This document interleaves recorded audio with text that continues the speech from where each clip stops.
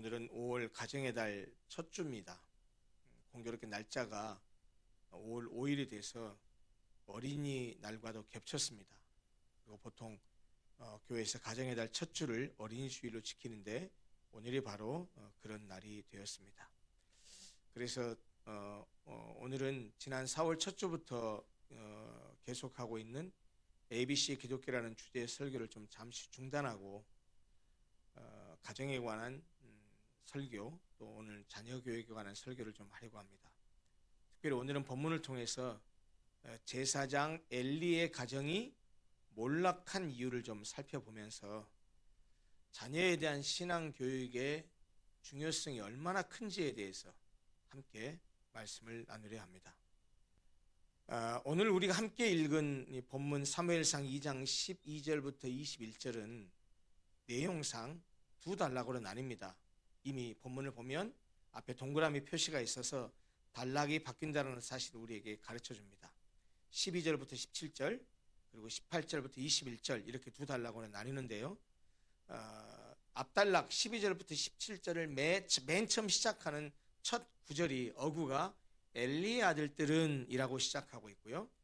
뒷단락 18절부터 21절의 맨 첫 절에 그 어구는 사무엘은 이라고 시작합니다. 다시 말하면 앞에 12절부터 17절은 엘리의 아들들, 홈리와 비느하스죠. 엘리의 아들들에 대한 내용이고 뒷단락은 사무엘에 관한 내용입니다. 그래서 결국 이 본문은 제사장 엘리의 두 아들인 홈리와 비느하스 그리고 한나의 아들인 사무엘이 대조되고 있다는 사실을 금방 눈치챌 수 있습니다. 그런데 그것은 이 본문만, 우리가 읽은 이 본문만 그렇게 드러난 것이 아니고요. 2장 전체가 마찬가지입니다. 그리고 2장을 넘어서도 3장에서도 마찬가지입니다. 계속해서 대조되고 있는데 그것은 엘리 제사장의 두 아들 홈리와 비느하스 그리고 이 한나가 기도를 통해서 얻은 아들이 사무엘이죠. 그 사무엘이 이렇게 서로 대조되면서 무엇을 말하고 싶은가 하는 것이 드러나는데 그것은 두 가정의 자녀 교육이 어떠했는지 그리고 그로 인해서 그 아들들의 결과가 어떻게 되는지를 선명하게 보여주고 있습니다. 12절을 한번 보실까요? 12절은 이렇게 말합니다. 엘리의 아들들은 홈리와 비느하스를 가리킵니다. 엘리의 아들들은 행실이 나빠 여호와를 알지 못하더라 라고 말합니다. 그런데 아까 말씀드린 대로 우리가 12절부터 보았지만 바로 앞절 11절을 보면 한나가 이제 아들을 얻은 다음에 하나님께 자기의 신앙을 고백하는 기도를 해요. 그 기도가 다 마친 다음에 사무엘에 대해서 11절에 뭐라고 얘기하냐면 이렇게 말하고 있어요. 그 아이는 누굽니까? 사무엘을 가리켜요. 사무엘은 제사장 엘리 앞에서 여호와를 섬기니라. 자 보세요. 똑같이 목적어가 여호와를이에요. 12절은 엘리의 아들들은 행실이 나빠 여호와를 뭐 했다고요? 알지 못했대요. 그리고 반면에 사무엘에 대해서는 바로 그 앞에서 뭐라고 말하냐면 그 아이는 제사장 엘리 앞에서 여호와를 뭐 했다고요? 섬겼다라고 말합니다. 홈리와 비느하스는 여호와를 알지 못했다. 사무엘은 여호와를 섬겼다라고 이렇게 대조하고 있죠. 그렇게 해서 대조한 다음에는 13절부터 17절까지 해서는 그 엘리 제사장의 두 아들의 악행이 자세히 묘사됩니다. 좀 이따 말씀드리겠지만 그들은 하나님의 언약을 통해서 특별히 허락하신 제사장의 특권과 축복을 자신의 탐욕을 충족시키는 도구로 사용했습니다. 그리고 그런 악행들을 묘사한 다음에 마지막 17절은 마치 그들의 행동을 평가하듯이 이렇게 말하고 있습니다. 17절입니다. 이 소년들의 죄가 여호와 앞에 심히 크면 그들이 여호와의 제사를 멸시함이었더라. 그리고 곧바로 이어지는 다음 문단의 18절에서는 다시 사무엘에 대한 언급이 이어집니다. 17절까지 이 홈리와 비느하스의 악행을 서술한 다음에 18절은 다시 사무엘에 대한 얘기를 하는데 뭐라고 얘기하죠? 사무엘은 어렸을 때에 세마포 에봇을 입고 여호와 앞에서 섬겼더라 라고 또 말하고 있어요. 여러분 에봇이 어떤 옷입니까? 이것은 제사장이 입었던 일종의 겉옷입니다. 제사장은 이렇게 그 일반 옷을 입었지만 대제사장은 색깔이 있는 실로 만든 화려한 에봇을 입었죠. 근데 보통 일반 제사장은 세마포로 만든 흰색 에봇을 입었습니다. 그런데 본문에 사무엘이 에봇을 입고 여호와를 섬겼다라는 말은 그가 이제 본격적으로 성소 봉사를 수행하게 되었다라는 사실을 알려주고 있어요. 물론 사무엘은 제사장을 섬기는 사환에 불과했습니다. 그럼에도 불구하고 제사장의 의복인 세마포 에봇을 입었다라는 설명은 제사장직이 지금 겉으로 표면적으로는 엘리로부터 홈리와 비느하스로 이어져 갔지만 그러나 실제로 진짜로 제사장직이 사무엘을 통해서 승계된 것이라는 사실을 지금 이 사무엘서를 쓴 이 저자는 암시해 주고 있습니다. 그리고 21절 하반절에서는 아이 사무엘은 여호와 앞에서 자라니라 라고 했는데 여기서 여호와 앞에서라는 말은 여호와와 함께라는 뜻입니다. 다시 말하면 이 말은 사무엘과 하나님과의 관계를 묘사하고 있는 그런 표현이라고 말할 수 있습니다. 물론 우리가 오늘 지금 21절까지만 읽었는데요. 우리가 읽지는 않았지만 그 다음 22절부터 25절은 다시 엘리 제사장의 두 아들 홈리와 비느하스에 관한 내용이 펼쳐집니다. 아버지 엘리 제사장이 그 아들들이 회막문에서 수종드는 여인들과 동침한 악행을 그 소문으로 듣습니다. 그리고 그것 때문에 엄청 이 엘리가 속상해하는 내용이 거기에 기록되어 있어요. 그리고 그 문단의 마지막 21절에는 다시 사무엘에 대한 설명으로 이 엘리 제사장의 두 아들과 사무엘이 대조돼서 표현됩니다. 거기 26절은 또 뭐라고 말하냐면 이렇게 말해요. 아이의 사무엘이 점점 자라매 여호와와 사람들에게 은총을 더욱 받더라 이렇게 말합니다. 그뿐만이 아니에요.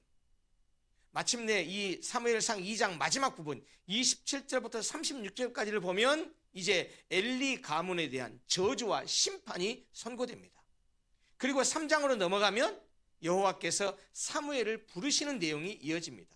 결국 3장에 가면 어떤 결과가 나오느냐, 엘리 제사장 가문이 몰락하고 사무엘이 하나님의 종으로 세워지는 그런 결과를 볼 수 있습니다. 본문은 두 아들 홈리와 비느하스의 패역한 행동으로 인해서 엘리의 가정과 가문이 몰락하는 모습을 보여줍니다. 그리고 이와 대조적으로 하나님의 종으로 세워지는 사무엘을 묘사하고 어떻게 해서 사무엘이 하나님의 종으로 세워지는가를 말해줍니다. 그리고 이 두 사람들의 그 내용들이 정확하게 대조됩니다. 그러면서 무엇을 우리에게 보여주냐? 아까 말씀드렸지만 그들의 부모 홈리와 비느하스의 아버지인 엘리 제사장, 그리고 사무엘의 아버지인 엘가나, 그리고 그의 어머니 한나, 이들이 어떻게 자녀를 신앙적으로 교육했는지 하는 것들을 보여주면서 결국 자녀에 대한 신앙교육이 얼마나 중요한지를 우리에게 알려주고 있다는 말입니다. 이제 엘리 제사장의 가정과 가문이 어떻게 해서 몰락하게 됐는지, 어떻게 해서 이 제사장 가문이 쫄딱 망하게 되고 역사에서 사라지게 되었는지, 그들이 어떻게 해서 이렇게 몰락하게 되었는지를 한번 살펴보려고 합니다. 그래서 우리 모든 성도들이 그것을 타산지석으로 삼아서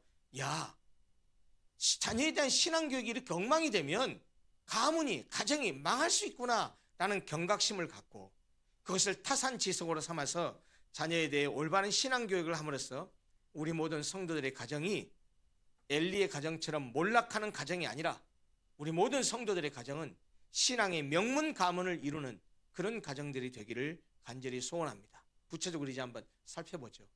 제사장이었던 엘리 가정이 몰락하게 된 이유가 뭐 있을까요? 저는 오늘 두 가지만 말씀을 드리려고 합니다. 첫 번째는요, 부모가 자녀에게 신앙교육을 제대로 하지 않았기 때문에 가정이 몰락하게 되었습니다. 다시 12절 한번 보실까요? 12절 보십시오. 엘리 아들들은 행실이 나빠 여호와를 알지 못하더라. 엘리 제사장의 아들들은 행실이 나빴다고 합니다. 그리고 그들이 여호와를 알지 못했다고 합니다. 여러분, 근데 이게 말이 되는 얘기인가요? 말이 안 돼요. 왜 말이 안 되죠? 엘리의 아들들, 즉 홈리와 비느하스는 제사장의 아들이었어요. 게다가 제사장의 아들이니까 그들도 또한 뭐였어요? 제사장이었어요. 그런데 여호와를 알지 못했다니 이거 이해하기 힘듭니다. 비유컨대 지금 오늘날의 우리의 상황으로 말하자면 마치 목사가 하나님도 모르고 성경도 모르면서 목회하거나 설교하거나 할 수 있을까요? 그럼 불가능한 일이에요. 있을 수도 없고 있어서도 안 되는 일입니다. 그런데 성경은 엘리의 아들들이 여호와를 알지 못했다고 합니다. 어떻게 이런 일이 가능할까요? 그것은 제사장이었던 아버지가 그들에게, 그 아들들에게 신앙교육을 제대로 하지 않았기 때문이라고 밖에는 달리 설명할 길이 없습니다. 오늘 보면 13절 한번 봐보실래요? 13절은 또 이런 말을 해요. 그 제사장들이 누구를 가리킵니까? 홈리와 비느하스를 가리켜요. 그 제사장들이 백성에게 행하는 관습은 이러하니 라고 말하고 있는데, 여기 관습이라는 단어에 좀 주목하십시오. 관습이라는 건 뭘 말하죠? 한두 번 한 걸 얘기하는 게 아니에요. 습관을 얘기해요. 반복적인 걸 얘기해요. 그러니까 13절에서 관습은 이러했다라고 말하면서 13절 하반절부터 16절까지 홈리와 비느하스가 제사를 지낼 때 했던 행동들을 묘사하고 있는데, 그런 행동들이, 다시 말하면 홈리와 비느하스가 제사를 멸시하는 행동들이 일시적이거나 단회적인 사건이 아니었다라는 사실을 말해줍니다. 여러분, 본래 제사장이 지켜야 될 제물에 대한 규정은 몇 가지가 있어요. 첫째, 가장 값진 것으로 간주되는 기름은 하나님께 불에 태워 드려야 됩니다. 그것은 제사장 몫이 아니에요. 하나님 몫이에요. 반드시 하나님께 이 기름들은 태워 드리라고 했어요. 또 제물 가운데도 제사장의 몫이 따로 있습니다. 그런데 따로 정해져 있지만 그 몫이 언제 주어지느냐? 하나님 앞에 거제로 이렇게 손을 들어가지고 흔듭니다. 그렇게 하나님께 그 제물을 드리는 그 의식을 행한 다음에 제사장이 그것을 받게 돼 있어요. 그런데 13절 하반절부터 17절까지 묘사된 이 홈리와 비느하스가 행하는 행동을 보면 제사장이 지켜야 될 기본적인 규정을 전부 다 무시했습니다. 그들은 제사를 드리고 난 후에 사환을 시켜서 3살 갈고리로 고기를 삶는 솥이나 가마에 집어넣고 걸리는 것은 무조건 다 자기들의 것으로 삼았어요. 게다가 여호와께 제사를 드리기도 전에 날고기를 강탈함으로써 여호와의 제사 자체를 멸시했습니다. 이런 행동으로 보건대 홈리와 비느하스의 신분은 제사를 집례하는 제사장이지만 그들의 행위는 하나님의 것을 갈취하는 강도와 다를 바가 없습니다. 하나님이 먼저여야 하는 제사장이 홈리와 비느하스는 하나님 먼저라고 생각하지 않았어요. 내가 먼저, 하나님이 그 다음, 이런 자세로 제사장의 직을 행한 것을 볼 수 있습니다.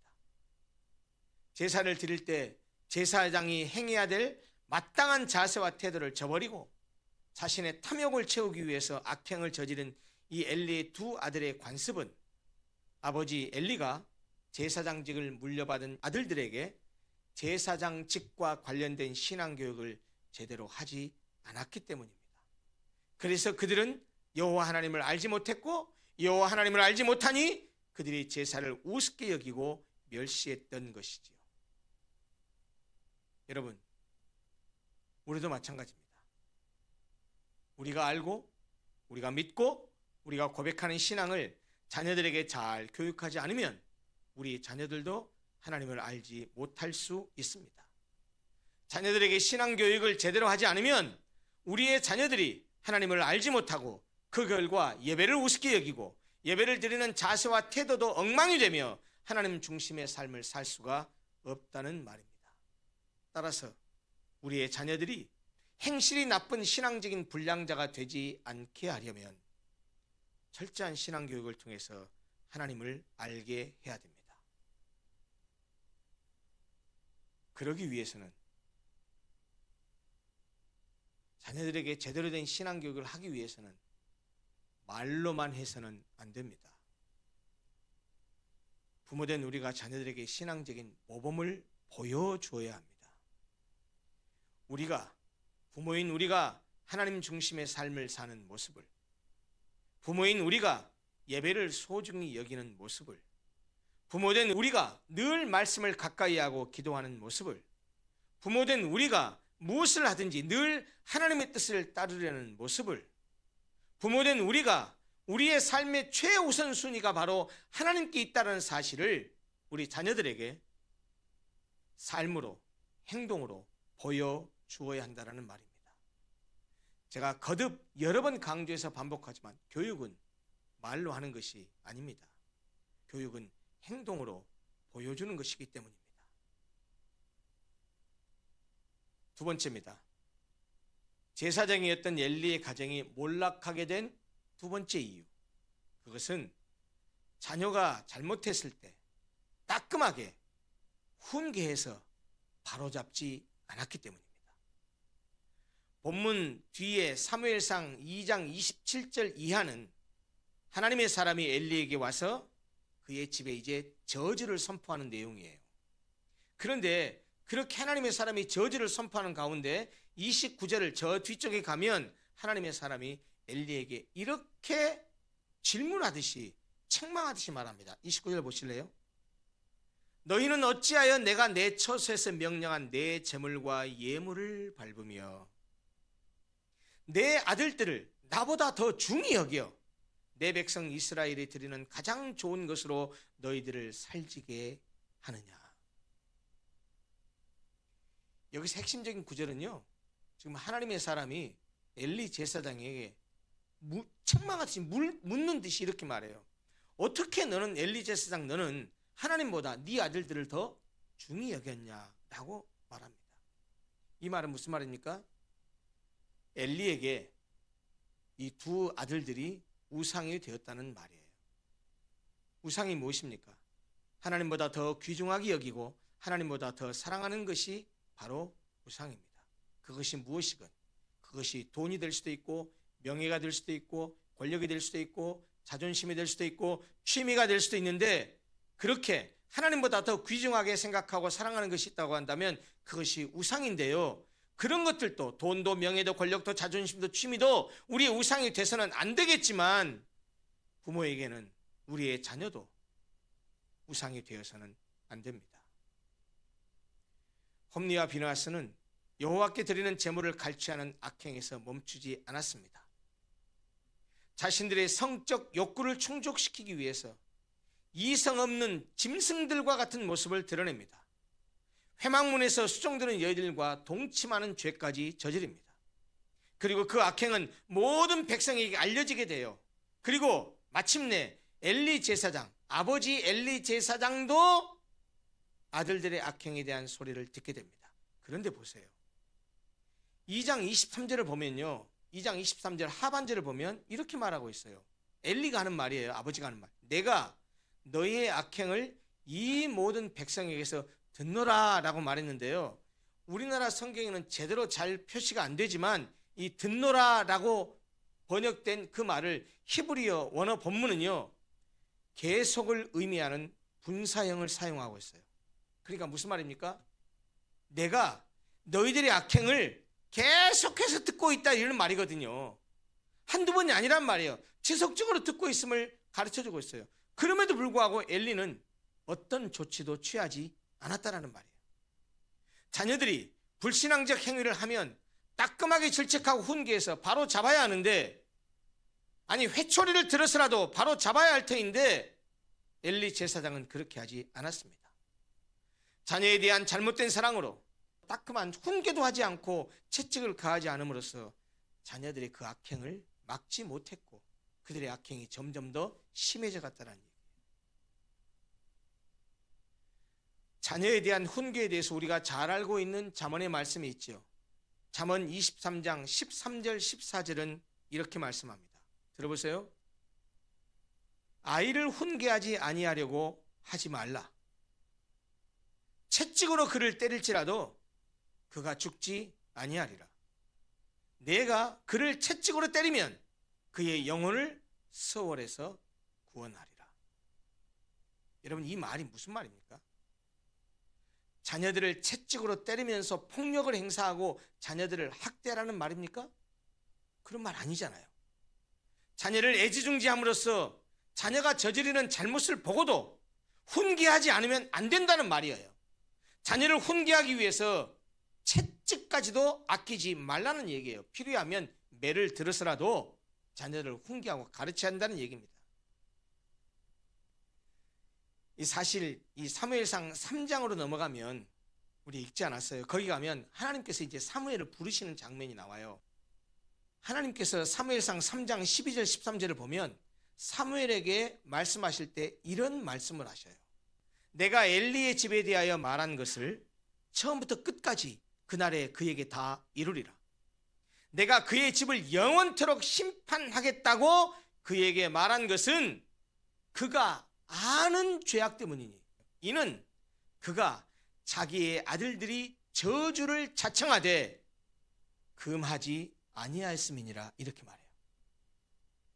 엘리 제사장의 죄악은 잘못된 자녀들의 행동을 꾸짖어 바로잡지 않고 내버려 둔 것이 바로 그의 죄요. 그 죄 때문에 그 가문이 심판받게 되었다는 얘기예요. 요즘에는 예전과는 달리 자녀를 하나나 둘을 낳아 기르죠. 부모들이 자녀들을 얼마나 애지중지하는지 모릅니다. 잡으면 터질까, 물면 날아갈까 전전긍긍하죠. 그러다 보니까 어려서부터 자녀가 부모의 말을 듣는 게 아니라 부모가 오냐 오냐 하면서 무조건 자녀의 말을 들어줍니다. 내 새끼 기죽으면 안 된다라고 자녀들이 바라고 원하는 것은 모두 들어주려고 합니다. 자녀들이 사람들이 많은 공공장소에서 그리고 다른 사람과 더불어 지내는 공간에서 예의 없이 행동하고 난장판을 쳐도 자녀를 혼낼 줄을 모릅니다. 혹여라도 거기에 있었던 다른 어른이 그 아이를 불러세워서 야 그렇게 뛰어다니면 안 돼, 이렇게 소리 지르면 안 돼 라고 얘기하면 그 부모가 당신이 뭔데 우리 애를 혼내면서 기죽이냐라고 말하는 세상이 되었습니다. 여러분, 이렇게 자라는 자녀들은 나이가 들면 어떻게 될까요? 부모의 사랑과 희생이 당연한 줄 압니다. 자녀가 부모의 말을 듣는 것이 아니라 자녀가 부모를 컨트롤합니다.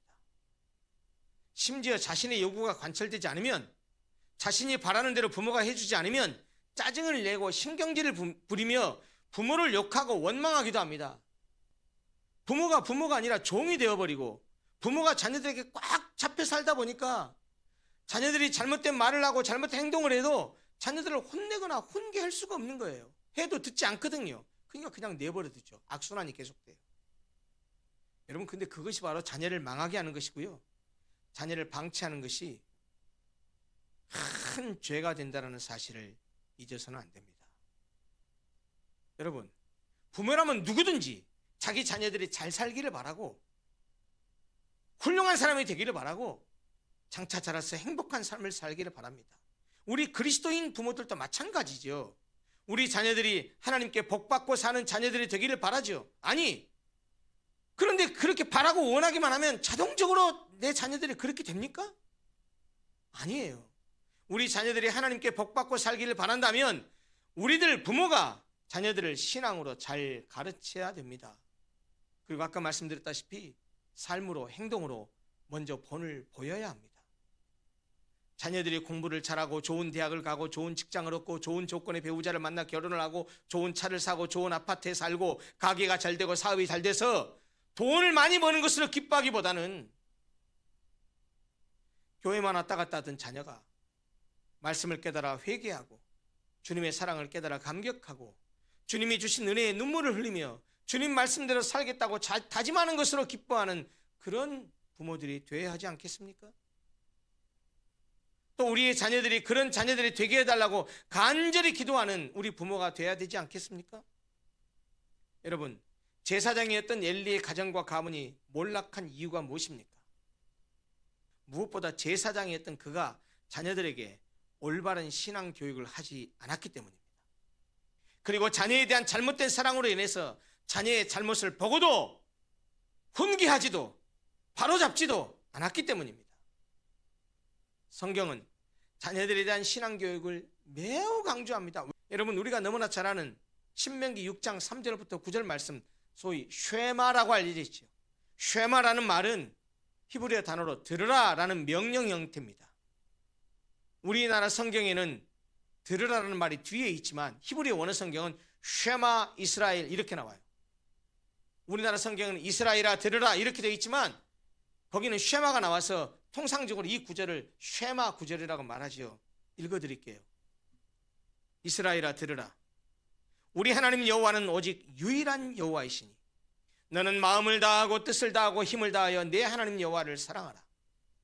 오늘 내가 내게 명하는 이 말씀을 너는 마음에 새기고 내 자녀에게 부지런히 가르치며 집에 앉았을 때이든지 길을 갈 때이든지 누워있을 때이든지 일어날 때이든지 이 말씀을 강론할 것이며 너는 또 그것을 내 손목에 매어 기호를 삼으며 내 미간에 붙여 표로 삼고 또 내 집 문설주와 바깥문에 기록할지니라. 그뿐만이 아닙니다. 에베소 6장 4절은 부모들에게 이렇게 명령합니다. 아비들아, 오직 주의 교훈과 훈계로 양육하라 라고 말합니다. 잠언 22장 6절 이렇게 말씀합니다. 마땅히 행할 길을 아이에게 가르치라. 그리하면 늙어도 그것을 떠나지 아니하리라. 말씀을 마무리합니다. 우리 가정에서의 자녀 교육이 이대로 좋은지 한번 돌아보십시오. 지금 내가 자녀를 교육하는 방식이 옳은지 한번 살펴보십시오. 또 내가 자녀들에게 부모로서의 영적 권위를 가지고 있는지 이것도 한번 살펴보십시오. 만약 영적 권위를 가지고 있지 못하다고 한다면 죄송하지만 여러분들이 자녀에게 삶으로 행동으로 신앙적인 모습을 보여주지 못했기 때문입니다. 자녀들을 너무나 애지중지하고 끔찍이 사랑한 나머지 자녀들에 대한 잘못된 사랑으로 자녀들이 우상이 되어 있지는 않은지 돌아보시기 바랍니다. 우리 로고스교회 모든 성도들의 가정은 한 가정도 엘리 제사장의 가정처럼 몰락하는 일이 없기를 바랍니다. 눈물로 기도하여 얻은 사무엘을 어려서부터 여호와를 잘 섬길 수 있도록 가르치며 또 그 자신이 여호와를 섬기는 모습을 보여줌으로써 아들 사무엘이 여호와 앞에서 신앙으로 잘 자라도록 한 이 한나를 본받기를 바랍니다. 그래서 우리 모든 성도들의 가정은 내 다음 때에 몰락하는 가정이 아니라 오히려 내가 하나님 앞에 내 자녀들 신앙적으로 잘 양육하고 혹 그들이 잘못된 길을 가면 채찍을 들어서라도 바로 잡음으로써 그렇게 해서 믿음이 잘 이어져서 우리 모든 성도들의 가정이 믿음의 명문 가문들을 이루어갈 수 있었으면 좋겠습니다.